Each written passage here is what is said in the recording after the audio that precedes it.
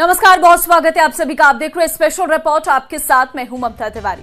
Kolkata rape and murder case की गुत्थी सुलझने की जगह और उलझती दिख रही है। 15 दिनों बाद भी देश की सबसे तेज तर्रार जांच एजेंसी सीबीआई ठोस सबूतों के लिए हाथ पैर मारती दिख रही है। सीबीआई को अब कुल 7 लोगों को झूठ पकड़ने वाली मशीन के सामने बैठा रही है, जिनसे इनके बयानों में जो विरोधाभास है वो क्लियर हो सके। हालांकि इसमें भी आज आरोपी संजय रॉय का टेस्ट कल के लिए टाल दिया गया। देश सवाल पूछ रहा है कि कोलकाता फाइल्स की क्लोजर रिपोर्ट आखिर कब आएगी। ये रिपोर्ट देखिए।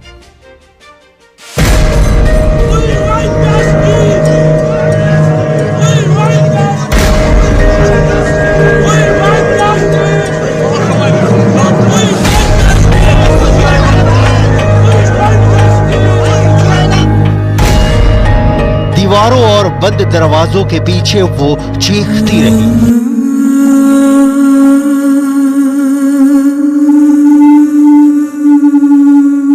रहम की भीख मांगती रही, आखिरी सांसों तक लड़ती रही।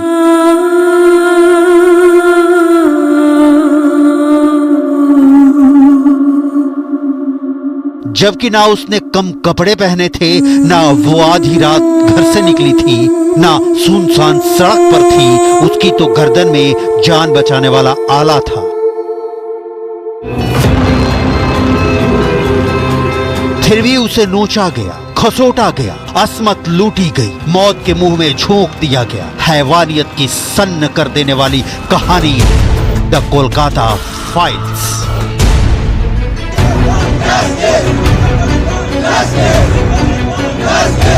देश उबल रहा है, देश सवाल पूछ रहा है, देश इंसाफ मांग रहा है। डॉक्टर बिटिया का बलात्कारी कौन? डॉक्टर बिटिया का कातिल कौन? डॉक्टर बिटिया की रूह को कब मिलेगा सुकून?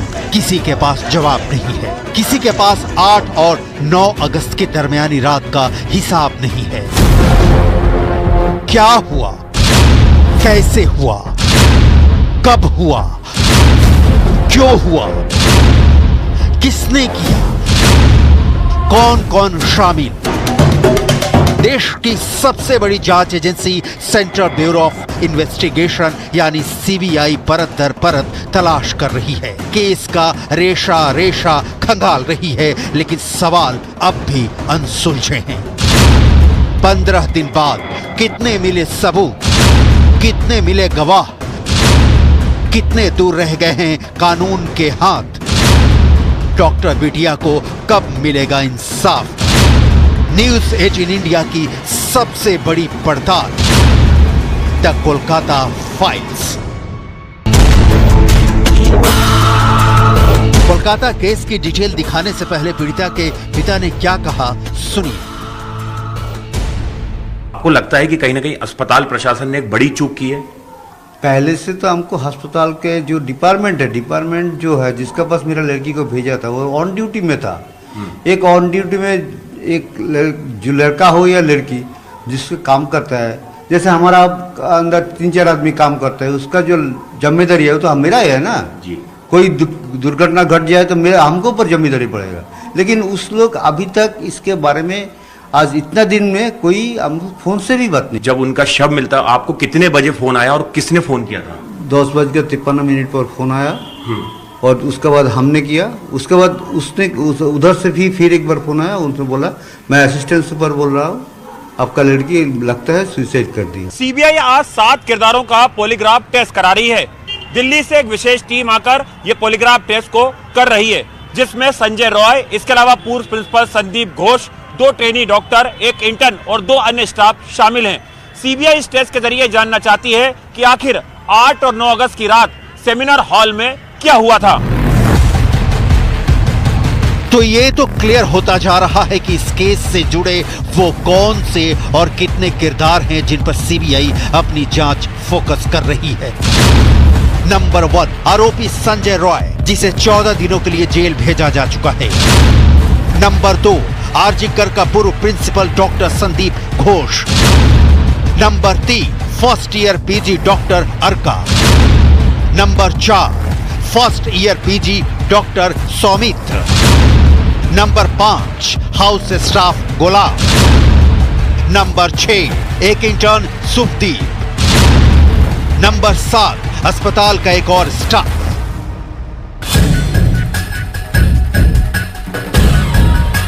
इन सबको पॉलीग्राफी टेस्ट से गुजरना होगा। Doctor rape and murder case की कड़ियां बहुत उलझी हुई हैं। सीबीआई का मानना है कि जो भी बयान उसने अब तक दर्ज किए हैं उसमें कई बयान ऐसे हैं जिनमें विरोधाभास है। सीबीआई ने सुप्रीम कोर्ट में इस बात को लेकर यहां तक दावा किया कि कोलकाता पुलिस ने क्राइम सीन को सुरक्षित नहीं रखा। बड़ा सवाल यह भी है कि सीबीआई ने जिस क्राइम सीन के सीएफएसएल के एक्सपर्ट के जरिए जांच करवाई, क्या सीएफएसएल के एक्सपर्ट छुपे हुए सबूत नहीं तलाश कर पा रहे?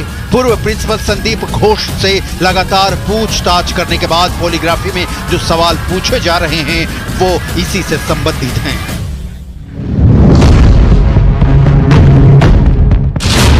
आपको वारदात की खबर किसने दी?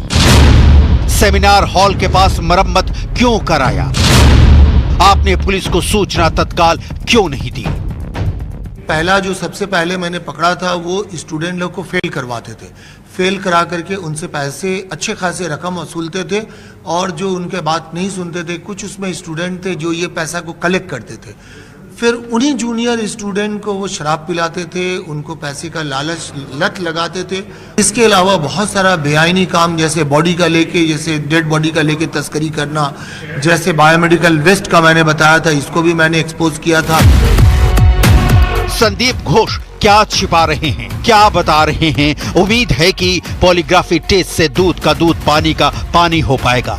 लेकिन उस रात क्या हुआ था, इस गुत्थी को समझने के लिए सबसे पहले सीक्वेंस समझना होगा। सूत्रों के मुताबिक 8-9 अगस्त की रात वारदात की टाइमलाइन इस तरह से है।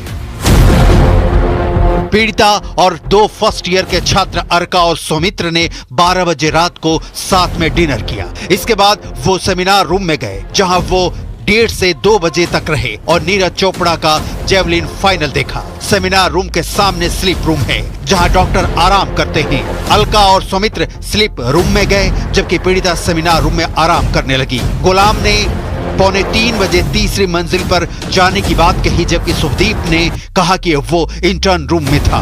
तीनों कमरे, सेमिनार हॉल, स्लीप रूम और इंटर्न रूम तीसरी मंजिल पर एक दूसरे के पास हैं।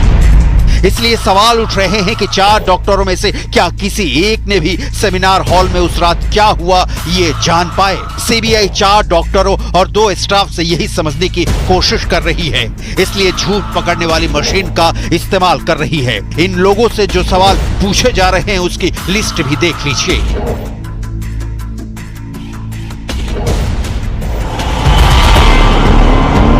खाना खाने के बाद आप कहां गए? क्या आपने पीड़िता की चीख सुनी? वारदात का पता चलने पर आपने क्या किया?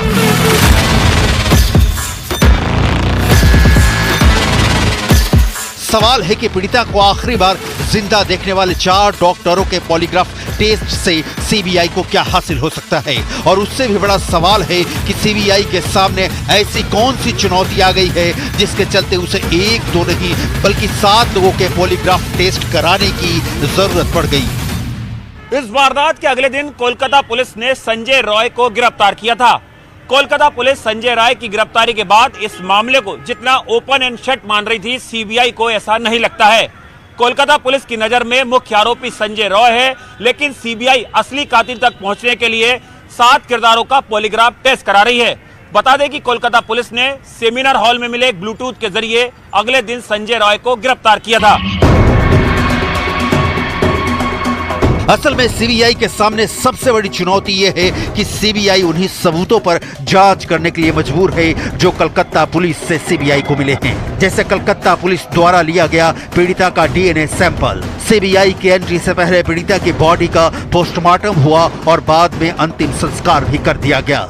इस वजह से अब दोबारा सैंपल नहीं लिया जा सकता। सीबीआई के पास न बॉडी है न ही स्पॉट पर मौजूद पूरे साक्ष्य। मौका वारदात पर 1 से ज्यादा लोगों के फुटप्रिंट्स भी जांच में अड़चन पैदा कर रहे हैं। जाहिर है टेक्निकल सबूत जुटाने में भी सीबीआई को दिक्कतें आ रही हैं। मतलब सवाल घूम फिर कर वहीं पहुंच जाता है कि क्या आरोपी संजय राय ही कातिल है या कातिल कोई और है। क्या कत्ल एक से ज्यादा लोगों ने मिलकर किया या कत्ल संजय रॉय ने किया और सबूत किसी और ने मिटाए? क्या कोलकाता पुलिस की थ्योरी सीबीआई के गले नहीं उतर रही? सीबीआई की टीम ने मौका वारदात का कई बार मुआयना किया, यहां तक कि मौका वारदात की 3D मैपिंग भी की गई ताकि कोई सबूत सीबीआई के हाथ लग पाए। सीबीआई सेमिनार हॉल में छुपे अदृश्य सबूतों को जुटाने की भी कोशिश कर रही है। पॉलीग्राफ टेस्ट की डिटेल आपको भी जरूर जाननी चाहिए, क्योंकि झूठ पकड़ने वाली ये मशीन आखिर कितना झूठ पकड़ पाती है और कैसे पकड़ती है। सबसे पहले जानिए कि क्या होता है पॉलीग्राफी टेस्ट। पॉलीग्राफ एक मशीन है जिसमें व्यक्ति से अटैच किए गए सेंसर से मिलने वाले सिग्नल को एक मूविंग पेपर पर रिकॉर्ड किया जाता है। इसमें व्यक्ति के शरीर पर 6 सेंसर्स अटैच किए जाते हैं। अब जानिए कि क्यों करवाया जाता है पॉलीग्राफी टेस्ट। जब आरोपी या संदिग्ध पूछताछ में कुछ छिपाने की कोशिश करता है या अपना बयान बार बार बदल देता है। किसका लिया जाता है पॉलीग्राफी टेस्ट? अदालत की परमिशन और संदिग्ध की सहमति से जांच एजेंसी कर सकती है टेस्ट। कैसे काम करता है पॉलीग्राफी मशीन? मशीन इन्हें रिकॉर्ड करता है। सांस लेने की गति, व्यक्ति का पल्स, व्यक्ति का ब्लड प्रेशर, व्यक्ति का पसीना, हाथ पैर का मूवमेंट।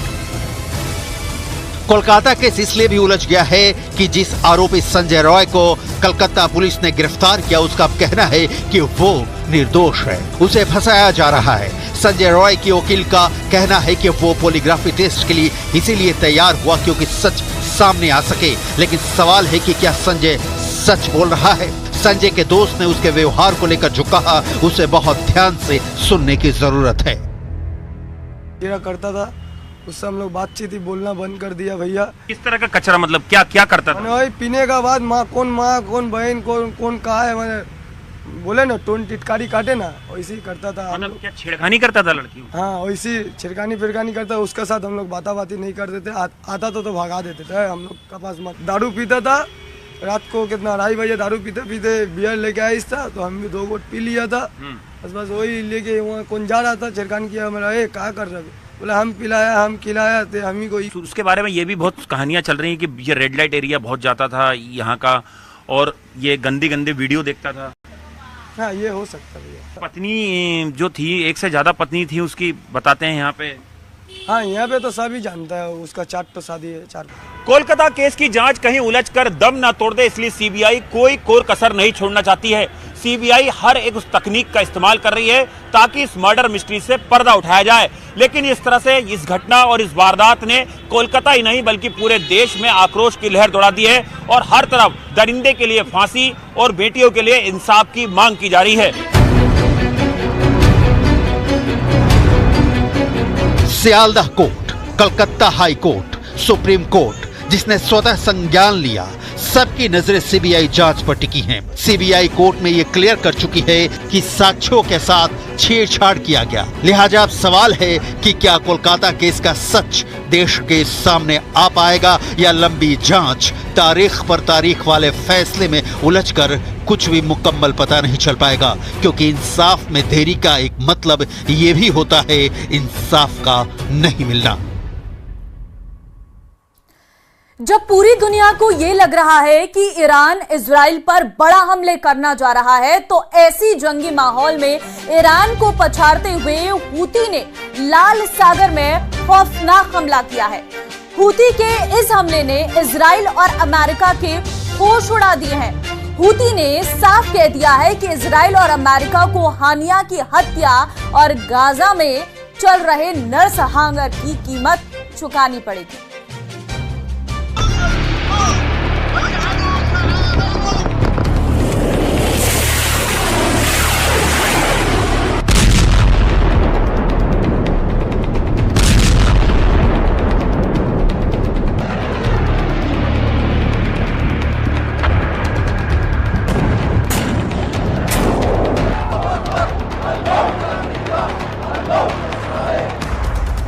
तेल टैंकर में धमाका, हूथी का खूनी हमला।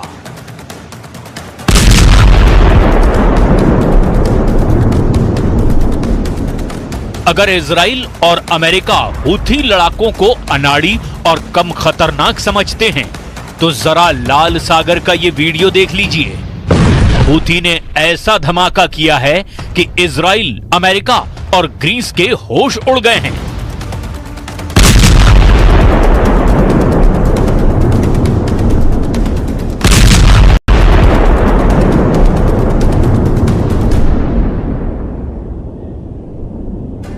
हूथियों के इस हमले की हम आपको पूरी डिटेल बताएंगे, लेकिन पहले ये जान लीजिए हूथी ने इसी वक्त हमला आखिर क्यों किया है। इसको आप ऐसे भी समझ सकते हैं, जिस वक्त इजरायली सेना गाजा पट्टी, खान यूनुस और रफा में चुन चुन कर हमास के लड़ाकों को मार रही थी, उसी वक्त हिजबुल्लाह उत्तरी इजराइल पर लेबनान की तरफ से भीषण हमले कर रहा था। जिस वक्त इजराइल हिजबुल्लाह के 40 ठिकानों पर हमला करके उसके आधे से ज्यादा टॉप कमांडर्स को मार रहा था, ठीक उसी वक्त लाल सागर में यमन के हूथी विद्रोही नौसेना मिसाइलों से अमेरिका और इजराइल के लड़ाकू युद्धपोत पर भीषण हमला कर रहे थे। मिडिल ईस्ट और पश्चिमी एशिया में इस वक्त इजराइल अमेरिका की शह पर कोहराम मचाए हुए है, लेकिन यह भी सच है कि ना तो हमास, ना ही हिजबुल्लाह और ना ही हूथी के लड़ाके हमला करने से चूक रहे हैं। और इसके पीछे की सबसे बड़ी वजह है ईरान, जो इजराइल के वजूद को खत्म करने पर आमादा है। हूथी पिछले 10 महीने से लाल सागर में इजराइल, अमेरिका, ग्रीस और पश्चिमी देशों को निशाना बना चुके हैं। हूथी ने फोड़ा 1.5 लाख मीट्रिक टन का बम। हम आपको दिखाते हैं हूथी ने कैसे ग्रीस के तेल टैंकर को धमाके में उड़ाया। खबर के मुताबिक ग्रीस का झंडा लगा हुआ एक तेल टैंकर जैसे ही लाल सागर से गुजरा, हूथी विद्रोहियों ने उस पर ड्रोन और मिसाइलों से ताबड़तोड़ हमला कर दिया। खबरों में दावा किया गया कि जिस वक्त तेल टैंकर में हमले के बाद बारूदी धमाका हुआ, उस वक्त तेल टैंकर में कच्चा तेल लबालब भरा हुआ था। ग्रीस के तेल टैंकर में धमाका होते ही आग की लपटें आसमान छूने लगी। हूथी के इस हमले के बारे में और क्या जानकारी मिली है, जरा उसे भी जान लीजिए। खबरों के मुताबिक ग्रीस के तेल टैंकर पर हूथी ने किस तारीख को हमला किया था, इसकी पुष्टि ग्रीस की तरफ से नहीं की गई है, लेकिन हूथी लड़ाकों ने दावा किया है कि लाल सागर में तेल टैंकर पर हुए हमले का एक वीडियो 22 अगस्त को फिल्माया गया, जबकि इस वीडियो को शुक्रवार यानी 24 अगस्त को हूथी की तरफ से जारी किया गया। United kingdom maritime trade operations के मुताबिक लाल सागर में ग्रीक ध्वज वाले तेल टैंकर पर 3 बार आग लगी थी, जिसके बाद भयानक धमाका हुआ। यूरोपीय संघ की एजेंसियों की तरफ से यहां तक दावा किया गया कि जिस तेल टैंकर में जोरदार धमाका हुआ है, उसमें 1.5 लाख मीट्रिक टन कच्चा तेल भरा है, जो अब लाल सागर में बहुत बड़ा खतरा बन चुका है। तेल टैंकर पूरी तरह से तबाह हो चुका है, जबकि एक यूरोपीय युद्धपोत ने तेल टैंकर में मौजूद चालक दल के 25 लोगों को बचा लिया। वहीं हूथी कमांडर ने दावा किया कि हूथी इस तरह के और भी भीषण हमले लाल सागर में करता रहेगा। نفذت القوات المسلحة اليمنية عمليتين عسكريتين في البحر الأحمر وخليج عدن. العملية الأولى استهدفت سفينة سونيون النفطية التابعة لشركة تتعامل مع العدو الإسرائيلي، وانتهكت قرار حظر الدخول إلى موانئ فلسطين المحتلة، وقد أصيبت السفينة إصابة دقيقة ومباشرة أثناء إبحارها في البحر الأحمر। हम आपको हूथी से जुड़े 4 वीडियो दिखा रहे हैं और ये समझाने की कोशिश कर रहे हैं कि यमन के हूथी लड़ाके आखिर क्यों इजराइल और अमेरिका के खून के प्यासे हो चुके हैं। पहले वीडियो को जरा गौर से देखिए, जहां हमास चीफ हानिया की तस्वीरों को लेकर हूथी लड़ाके और हानिया समर्थक जबरदस्त प्रदर्शन कर रहे हैं। यमन में हुए इस प्रदर्शन में हजारों हूथी शामिल हुए। हाथों में हमास चीफ हानिया और हिजबुल्लाह के नंबर 2 रहे कमांडर फुआद शुक्र की तस्वीरें लेकर इजराइल से बदला लेने की कस्में खा रहे हैं।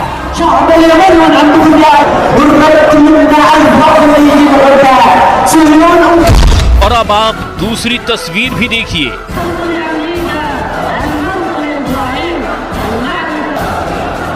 इसमें हूथी लड़ाके गाजा में फिलिस्तीनियों की मौतों को लेकर के प्रदर्शन कर रहे हैं।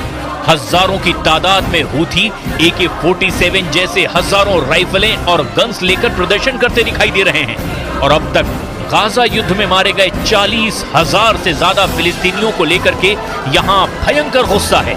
यमन की राजधानी सना में हुए इस प्रदर्शन में हूथियों ने हथियारों के साथ जबरदस्त प्रदर्शन किया।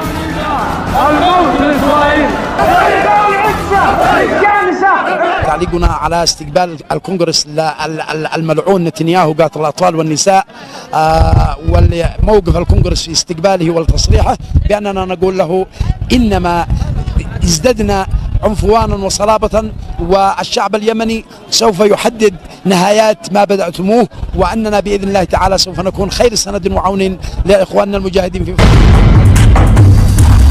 हूथियों से जुड़ी तीसरी तस्वीर ने तो इजराइल के साथ साथ अमेरिका के भी होश उड़ा दिए हैं। इस तस्वीर में आप साफ देख सकते हैं कि हूथी अमेरिका के सबसे खतरनाक MQ-9 ड्रोन के मलबे पर खड़े हैं।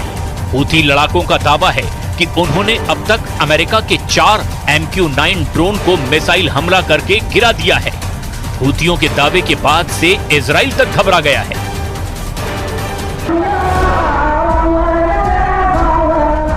यमन की राजधानी सना में शुक्रवार यानी 23 अगस्त को हूथियों ने ऐसा जबरदस्त प्रदर्शन किया है जिसने ईरान तक को हैरान कर दिया। पानी में व्हील चेयर पर बैठा हूथी लड़ाका तक इजराइल और अमेरिका से गाजा और हानिया की हत्या का बदला लेने की कस्में खा रहा है। ईरान के विदेश मंत्री अब्बास अरागची ने साफ कह दिया है कि वो हूथियों के हर हमले का पूरा समर्थन आखिरी दम तक करेंगे।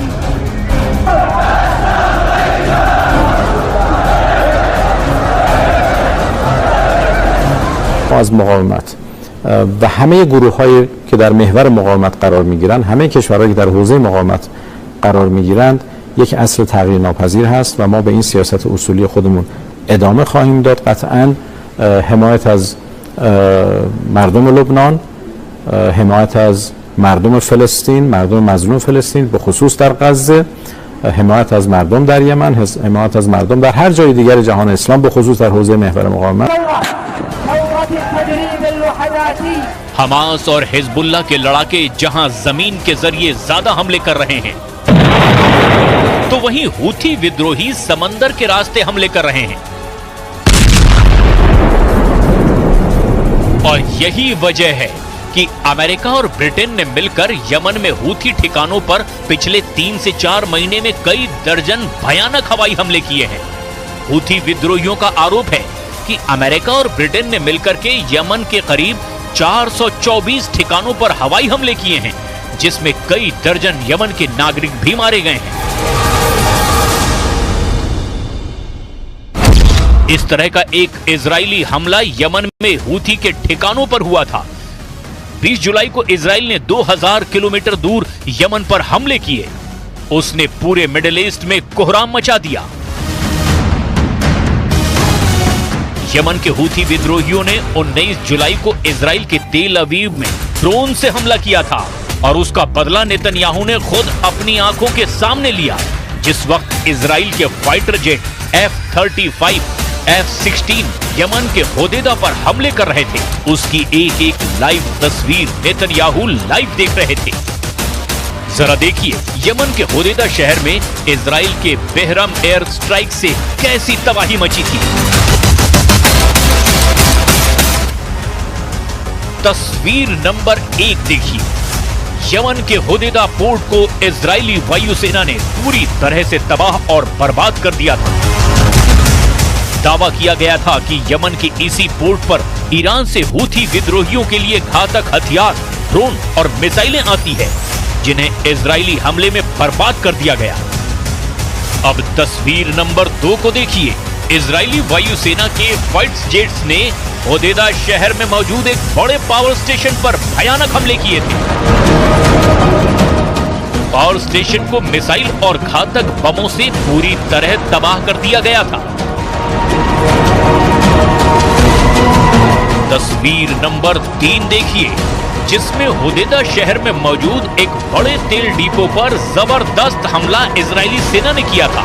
इजराइल के हमले में तेल डिपो में भयानक आग लगी थी। आग की लपटें 200 से 300 मीटर तक उठती हुई साफ देखी जा सकती है। मौके पर मौजूद सैकड़ों यमन के नागरिक इस बेरहम हमले से हुई तबाही का वीडियो बनाते रहे। מתחילת המלחמה הבהרתי שישראל תפגע בכל מי שיפגע בנו. ולכן מוקדם יותר היום כינסתי את הקבינט המדיני-ביטחוני. ביקשתי ממנו שיתמוך בהחלטה שהבאתי לתקוף את יעדי החות'ים בתימן. הנמל שתקפנו איננו נמל תמים.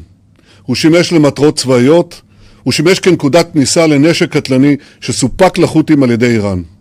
והם השתמשו בנשק הזה כדי לתקוף את ישראל, לתקוף את מדינות האזור, לתקוף נתיב שייט בינלאומי, נתיב שייט מהחשובים בעולם.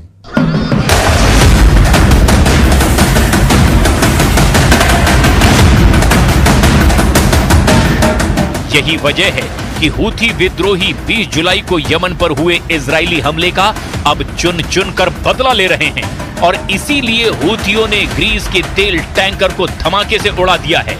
और अब देखना होगा कि हूथी के हमलों को रोकने के लिए अमेरिका और इजराइल आखिर क्या करते हैं।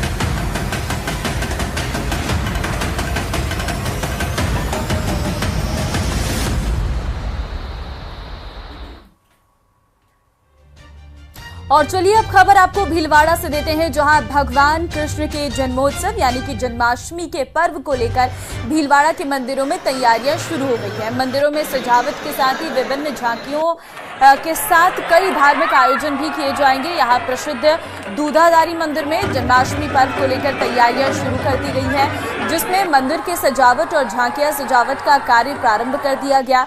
इसके साथ ही जन्माष्टमी पर्व के दूसरे दिन होने वाले मलखंब को लेकर भी भक्तों में काफी उत्साह है। प्राचीन दूधाधारी मंदिर में वृंदावन से आए कलाकार झांकियां और फूलों से मंदिर में आकर्षक सजावट करेंगे।